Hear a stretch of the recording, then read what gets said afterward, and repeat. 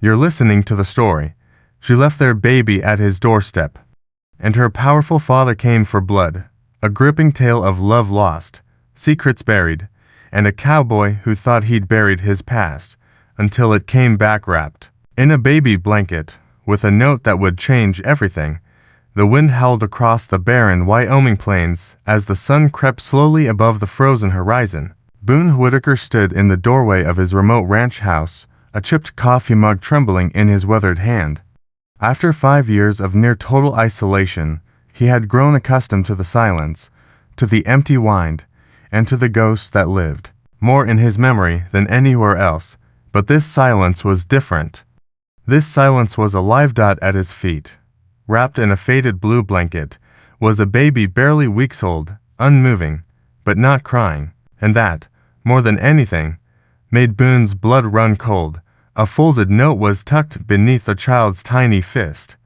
The paper was yellowed and creased, as if it had been carried a long way. Boone knelt slowly, his knees popping from years of hard labor, and gently took the paper with a hand that shook far more than he liked to admit. He unfolded it carefully, and his heart stuttered as he read the words, written in a desperate, shaky hand. His name is Samuel. You're the only one who can keep him safe. They're coming for me, but they don't know about you. Please. He's all I have left. The mug slipped from his hand and shattered on the porch.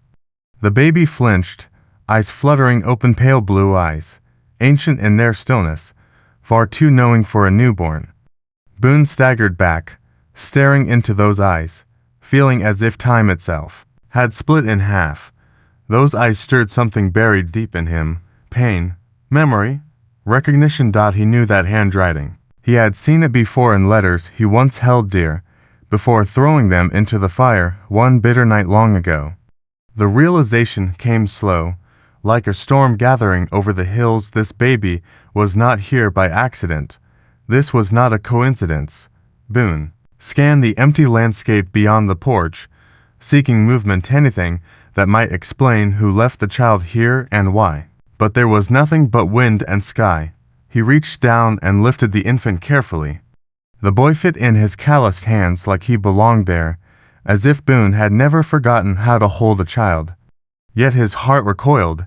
It had taken him years to bury the pain of losing his own son. A small grave on a hill behind the cabin was all that remained of a life he had tried so hard to forget.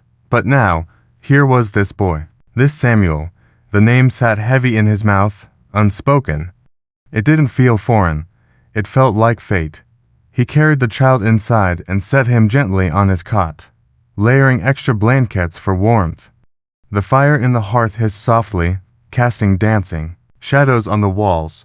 Boone sat in the single wooden chair by the table, the bottle of whiskey that had become his only friend staring back at him from across the room. He should ride into town. Millfield was nearly a full day's journey, but there'd be someone there who could care for the baby properly. A doctor, a midwife, anyone more qualified than a half-drunk loner with blood on his hands and a past he never spoke of. But the note held him in place. They're coming for me. Who were they? And why did this woman, whoever she was, think he could protect a baby when he couldn't even protect his own family? Samuel began to fuss, small sounds like the creak of a windmill. Boone picked him up again, almost by instinct, and began to rock gently. The baby quieted quickly, those unnervingly wise eyes staring up at him. For a moment, Boone let himself feel something he hadn't felt in years. Connection. He studied the boy's features. The dark hair, the smooth skin, the eyes, and a shadow passed across Boone's face as a thought took root, one he didn't want to face. There had been a woman once, before Sarah, before the fire, before the grave. Her name had been Elena. She had left without a word, only a letter that tore his heart out. Could it be? He reached for the note again, inspecting the handwriting more closely, the curve of the S, the slant of the Y. His breath caught. It was her. Boone closed his eyes, remembering her voice, her laugh, the way she'd rest her hand on his when they shared dreams about a life that never came to be. She had disappeared one night, and he never learned why, until now. A gust of wind rattled the shutters. Boone moved to the window and scanned the ridge line. Clouds rolled in fast, dark and heavy. A storm was coming, and not just of wind and snow. As he turned back to the child, he whispered, "Who are you, little one? And why did your mother trust you to me?" He didn't want to believe what his heart already knew, that this baby wasn't just Elena's son, he was his. Boone sat beside the hearth, baby in his arms, haunted by a name he hadn't spoken in years and a future he never thought he'd face. Outside, the storm was beginning to howl. And far in the distance, barely audible through the roar of wind, the sound of horses carried on the breeze. Trouble was coming, and Boone Whitaker was no longer alone. The storm rolled in like a dark prophecy, thick clouds swirling over the Wyoming plains, wind screaming through the skeletal trees. Boone Whitaker stood by the window of his cabin, eyes fixed on the distance. In his arms, baby Samuel slept, unaware of the danger that crept closer with every gust of wind. The baby's presence had already stirred memories Boone had spent years trying to forget. But the note, the handwriting, the eyes, they all pointed to one impossible truth. The boy was Elena's, and more than likely, his. Boone's gut churned with a mixture of fear, anger, and a surge of something he thought he'd lost long ago, purpose. He set Samuel gently back in the wooden crate he'd lined with his softest shirt and dragged it behind the heavy oak table. Then he turned to the wall where his rifle leaned, untouched but not forgotten. His hands moved with practiced ease as he checked the chamber and laid out extra rounds from a tin box. Old habits, long buried, returned as if no time had passed. Outside, the sound of hoofs thundered faintly across the plain. 3 riders, not lost travelers, not ranch hands, riders with purpose, armed, coordinated. They were coming straight for the cabin. Boone crouched beside the front window, peering through a crack in the shutter. A flash of lightning split the sky, illuminating 3 figures on horseback. The lead rider sat tall and still, his long coat flapping like a flag of war. The other to flank him slightly behind, weapons visible even in the shadows. Boone's breath caught. The man in the middle, he recognized the posture, the stillness. It had been 5 years, but there was no mistaking him. Marcus Kane. The last time Boone had seen Marcus, he'd been riding shotgun for Harrison Blackwood, one of the most feared cattle barons in the territory, ruthless, controlling, and Elena's father. And now, Marcus was here, which meant Harrison knew. Boone's thoughts raced. Did they know Samuel was here? Had Elena told them before she died? Or had they tracked her? And now they were here to clean up the last piece of her defiance. Samuel stirred, letting out a soft whimper. Boone reached into the crate and gently placed a hand on the boy's chest. The baby quieted instantly, like he could feel the storm inside Boone and was trying to calm it. Lightning cracked again, closer now. Thunder followed like a war drum. Then came the voice. "Whitaker." Boone flinched. "We know you're in there," the voice shouted over the wind. "We're not here for you. We just want what doesn't belong to you." Boone stood slowly, staying behind cover, rifle in hand. He moved to the edge of the doorframe where he could shout without exposing himself. "I don't know what you're talking about," he yelled back. "Just a man trying to ride out a storm." A humorless laugh echoed from the darkness. "Funny, because we know about the package on your porch. Hand over the child, and we ride away, peacefully." Boone gritted his teeth. They weren't guessing. They knew. He pressed his back to the wall and tried to think. He needed more time, more information. And then it clicked. That voice, that smug confidence. It wasn't just a hired gun anymore. Marcus had climbed higher. Elena's child, Boone muttered aloud. "That's what this is about." His heart pounded in his chest. That note wasn't just a cry for help, it was a confession. Elena had trusted him with their child, the one she'd hidden from her father's wrath. And now Harrison wanted his grandson, not out of love, but because of legacy. The old man saw bloodlines, the way he saw cattle, something to control.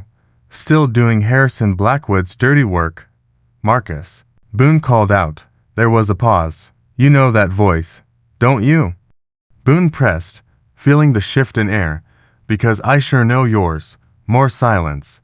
Then Marcus spoke again, slower now. You're making this harder than it needs to be. Where's Elena? Boone asked. Another pause. She died 3 days ago. Fever. Marcus said. The boy is all that's left of the Blackwood line. The words hit Boone like a hammer. Elena was gone. He'd spent years wondering why she vanished, only to learn now that she had been running for her life and their child's. His hands trembled, but he kept the rifle steady. And now Harrison wants his heir back. Is that it? Boone growled. He wants his family back. Marcus replied, but his voice had lost some of its certainty. Funny way of showing it, Boone said bitterly. Where was all this love when he drove his own daughter into hiding? Samuel whimpered again, as if sensing the tension. Boone looked down into the crate. The baby's eyes were open now, watching. Those eyes, Elena's eyes, and his. There was no more doubt. This boy wasn't just Harrison Blackwood's grandson. He was Boone Whitaker's son. And with that truth came the weight of a decision Boone never wanted to face again. Should he hand over the child to a man who had already destroyed so much? Or would he risk everything to protect him, this innocent life, this second chance? His voice shook as he whispered to himself, You lost one son, Boone. Don't lose another. He rose to his feet and shouted through the storm, You want him? Marcus, the wind howled, Come and take him. The cabin creaked under the pressure of the wind, the shutters flapping like sails in a storm. Boone Whitaker tightened his grip on the rifle, eyes fixed on the darkness outside. The fire crackled behind him, casting sharp shadows across the worn walls. In the crate behind the table, baby Samuel lay silent, eyes wide, as if sensing the world had suddenly become a very dangerous place. Boone crouched low and checked the rifle once more. 12 rounds. That's all he had between them and the 3 riders out there, one of them Marcus Kane, and the others no doubt hired guns from Harrison Blackwood's pocket. He moved back to the window, carefully avoiding the spot of light from the fire. Outside, the 3 figures were dismounting. The lead rider Marcus stood in plain view, hands away from his weapons, pretending to play diplomat. The other 2 were spreading out, slowly, tactically. These men weren't amateurs. They knew how to flank, how to draw fire, how to corner. Pray, you know what this is, Marcus, Boone called through the broken shutter. And you know I won't let you take him without a fight. Don't be a fool. Marcus replied, his voice still calm but losing patience. The boy belongs with his family. You're just an old man with a guilty conscience. This isn't your fight. Boone stepped forward just enough for his voice to carry clearly.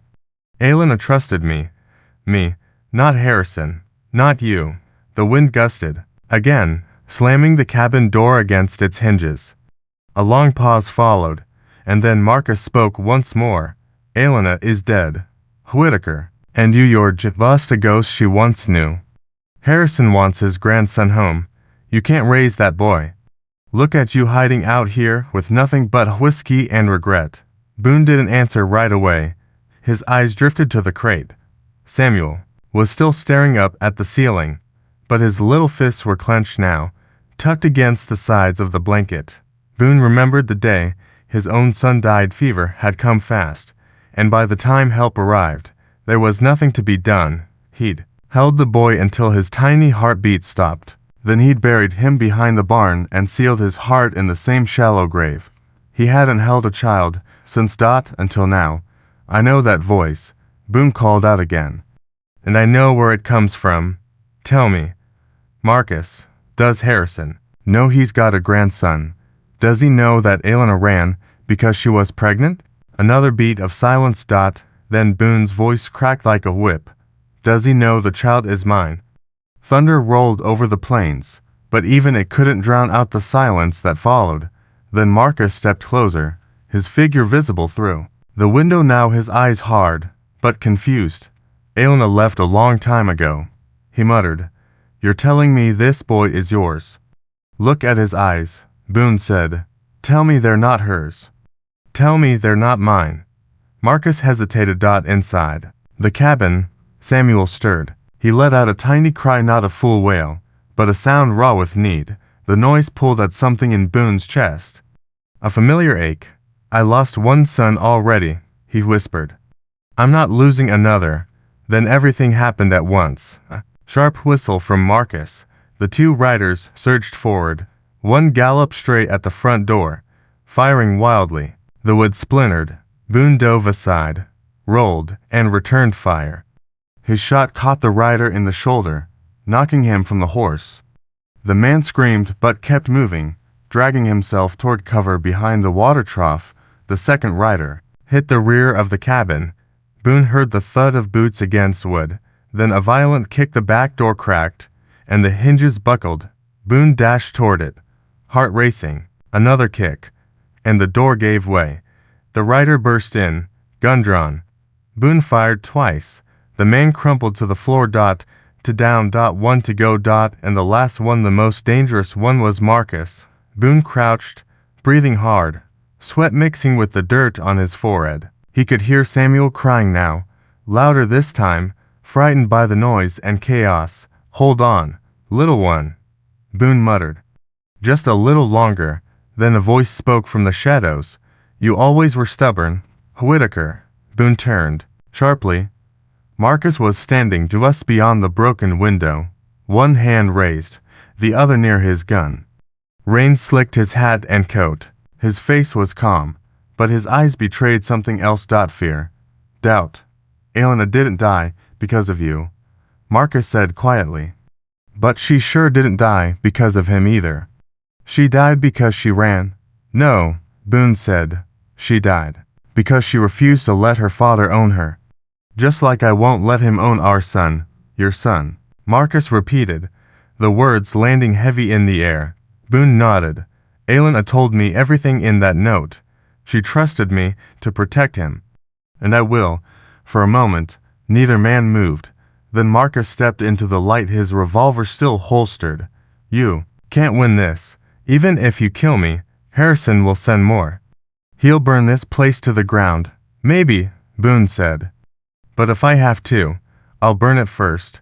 A new voice broke the standoff.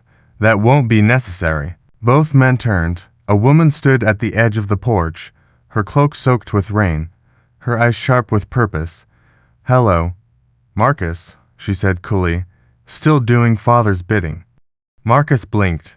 Catherine. Catherine Blackwood stepped forward, her eyes going past Marcus and settling on the child. Oh God, she whispered. He looks just like Elena. Boone lowered his rifle slightly. You knew. I didn't. Not until now, she replied. But I understand why she trusted you, Boone. Marcus straightened. You can't go against Harrison. This boy is with family, Catherine cut in firmly. And Elena chose Boone for a reason. She knew exactly what kind of man our father had become. She stepped between the men. This ends now. Boone felt the tension bleed from his shoulders, but his grip on the rifle didn't loosen. Do you think Harrison will accept this? Marcus asked. He'll come himself. Catherine's gaze hardened. Then let him come, but he'll find nothing here. She turned to Boone. We'll spread the word that the boy died in the storm, another victim. It's the only way to keep him safe. Boone looked down at Samuel, whose cries had faded to soft whimpers. The boy's eyes were wide, watching, as if understanding everything. Boone's voice cracked. Okay. The storm raged well into the night, thrashing against the walls of Boone's cabin with violent intent. The baby, Samuel, had quieted once more, now wrapped snugly in Boone's old wool shirt and resting peacefully in the crate behind the oak table. But the world outside was anything but peaceful. Boone knelt beside the door, reloading his rifle with deliberate care. Two of the attackers were down, one possibly dead, the other wounded and crawling somewhere beyond the range of firelight. But Marcus Kane, Harrison Blackwood's top enforcer, was still out there, circling, thinking, waiting for the right moment. And Boone knew something Marcus didn't. He wasn't the man they remembered. He was something far more dangerous now. A man who had nothing to lose and someone to protect. From outside came the crunch of boots on gravel, the subtle shift of a man testing defenses. Boone tracked the movement silently, counting each step. He could almost feel Marcus's mind working, calculating whether to wait, flank, or charge. The rain pounded harder. And then, just outside the shattered window, Marcus spoke. "You always thought you were better than the rest of us, Whitaker," he said, his voice smooth but sharp. "Living out here like some righteous exile, but you abandoned her. You let Elena run." Boone didn't answer at first. He kept his eyes on the window, finger resting near the trigger. "She didn't run from me," he finally said. "She ran from him, from your boss. Your master." Marcus laughed darkly. "You think she was better off? You think dying alone with fever was freedom?" "No," Boone said, his voice steel. "But dying free is better than living like a prisoner." A shadow moved across the broken frame. Boone held his fire. He didn't want to waste bullets. Behind him, Samuel let out a soft cry. Boone turned slightly, just enough to whisper, "Stay quiet, little one." Then he turned back to the window. The silence that followed was shattered by a sudden crash glass and wood exploding as a figure dove through the window. Marcus. He landed in a crouch, revolver in hand. Boone rolled left, avoiding the first shot, and returned fire. The bullet missed by inches, striking the hearth. Sparks erupted. The two men collided near the center of the room. The rifle knocked aside in the struggle. Fists flew, grunts, elbows, blood. They slammed into the table, nearly toppling the crate where Samuel lay. Marcus drew a knife, slicing through Boone's shoulder. Boone roared, grabbed a burning log from the hearth, and slammed it into Marcus's arm. The knife clattered to the floor. "You think you can protect him?" Marcus hissed, wrestling Boone to the ground. "Harrison won't stop. He'll send more men. He'll burn this cabin to ash. Then I'll bury him in it." Boone shouted, headbutting Marcus and knocking him back. They scrambled across the floor, both reaching for the pistol that had slid under the table. But before either could grab it, a gunshot cracked through the air. Both men froze. Standing in the doorway, her revolver smoking, was Catherine Blackwood. She stepped forward, eyes locked on Marcus. "I said this ends now," she said. "I wasn't asking." Marcus looked down at his shoulder. Blood seeped through his coat where Catherine's bullet had grazed him.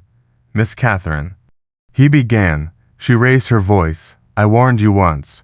If you threaten that child again, I'll put the next bullet through your heart." Marcus stood slowly, hands raised. "He's a Blackwood," he said. "Father has a right. He has no right to anything," Catherine snapped. "Especially not another life to ruin." She glanced at Boone, who was panting, bruised, and bleeding but still standing. He had scooped Samuel into his arms, holding the baby tightly to his chest. "I'll tell Harrison the boy died," Catherine said. "We'll spread the story, another tragic loss to the storm. But from this day forward, you'll raise him as your own." Boone met her eyes. "You really think he'll believe it?" "No," she admitted, "but I think he'll fear the alternative. More, he'll assume we buried the truth with Elena." Marcus looked between them, calculating. Finally, he holstered his weapon. "You're both insane," he muttered. "No," Catherine said. "We're free." Hours later, Marcus rode off into the night, alone. The wounded man was tied to his horse, barely conscious. The third, Boone, buried just after dawn. Catherine stood beside the grave, arms folded, her face unreadable. "That one made his choice," Boone said quietly. "And so did you," Catherine replied. She turned to face him. "Can you do this, Boone? Can you raise him without letting your past swallow him up?" Boone looked down at Samuel, who clutched his shirt with surprising strength. The boy's eyes, pale blue like a morning sky, gazed up at him without fear. "I don't know," he said, "but I'll die trying." That night, as the sky cleared and the stars blinked back into view, the fire in Boone's hearth burned warmer than it had in years. The whiskey bottle on the shelf remained an open. And for the first time in a long time, Boone Whitaker dared to dream of something more than survival. He dreamed of a future. Spring came late to the plains, but when it arrived, it swept the land like a whispered promise. Wildflowers dotted the hills. The air held a sweetness Boone hadn't tasted in years. And in the heart of that quiet rebirth, a small cabin stood, no longer just a shelter from the past, but a place where life stirred anew. Samuel was learning to laugh. It was a sound that startled Boone at first, the kind of bright, ringing joy that had once seemed foreign in his world of silence and shadows. Now, it echoed through the cabin, replacing the bitter crack of old whiskey bottles with something far more powerful: hope. He had kept his promise. With Catherine's help, the lie had taken root. Samuel was reported dead, lost to the same storm that had taken Elena. Word had traveled fast, as tragedies often did. Harrison Blackwood had grieved publicly, raged privately, and then returned to his empire, unaware that his grandson was alive and thriving under the roof of the very man he once tried to erase. Catherine had disappeared shortly after helping Boone forge the new identity. She sent occasional letters through quiet channels, always signed with only a pressed flower and a single line: he would be proud. Boone still woke some nights with the past clawing at him. Dreams of fire, of gravestones, of Elena's voice, calling to him through smoke. But every morning, Samuel would be there curled up on the cot, hair wild, eyes impossibly blue. And each time Boone looked at him, the past faded a little more, like dust swept from a windowsill. The boy was growing fast, crawling, babbling, grabbing everything in sight. Boone had once feared he was too old, too broken, to care for another life, but the rhythms of fatherhood returned as if they'd never left. Feeding, changing, rocking Samuel to sleep, each action stitched a little more purpose back into the man he used to be. He built a cradle out of pine, carved by hand in the evenings. It was rough and simple, but sturdy, just like everything else Boone had ever crafted. When Samuel lay in it, eyes slowly drifting shut, Boone would sit by the fire and whisper stories not of gunfights or loss, but of quiet heroes, of green fields, of things worth protecting. He didn't speak Elena's name often, but she was everywhere, in the baby's eyes, in the way Samuel tilted his head when curious, in the fierce grip of his tiny hand around Boone's finger. "Your mama was brave," Boone would whisper, "braver than me. She gave you your name, your spirit, but I'll teach you the rest." One morning, Boone stood on the porch, watching the sun rise as Samuel crawled around at his feet, chasing a curious beetle. The ranch had come back to life with the seasons. Chickens clucked in a new co-op, the vegetable garden had sprouted, and the silence that once weighed heavy now felt like peace. As the light spilled across the horizon, Boone thought of the day the baby first arrived, how still and lifeless the world had felt, how close he'd been to giving up, but fate had left a child on his porch, and with that child came a second chance. He still carried scars, some visible, some not, but they no longer defined him. They reminded him of what he'd survived, what he'd lost, and now, what he'd chosen to protect. He had not been able to save his first son, but maybe, just maybe, he could save this one from legacy, from power, from the cold hand of a grandfather who saw bloodlines as trophies. Samuel giggled and pulled himself up on the porch railing, staring into the distance. The baby pointed at something, nothing in particular, just the vast world waiting beyond the hills. Boone knelt beside him. "Someday," he said, "I'll take you riding out there. Show you the land, teach you how to listen to the wind, how to track stars." Samuel turned, placed his tiny hand on Boone's cheek, and gave him a toothless grin. It broke something open inside Boone, something he'd locked away long ago. Love. As the sun rose higher, Boone stood and carried Samuel inside. The old rifle still hung on the wall, cleaned but untouched. He prayed it would stay that way. Somewhere out there, Harrison Blackwood still lived, still ruled, still searched for ways to extend his name beyond the grave. But he'd never find Samuel, not now, not with Catherine guarding the secret, not with Boone willing to stand between the boy and the world, because Samuel wasn't just an heir, he was his son, and Boone Whitaker was no longer a man waiting to die in silence. He was a father again,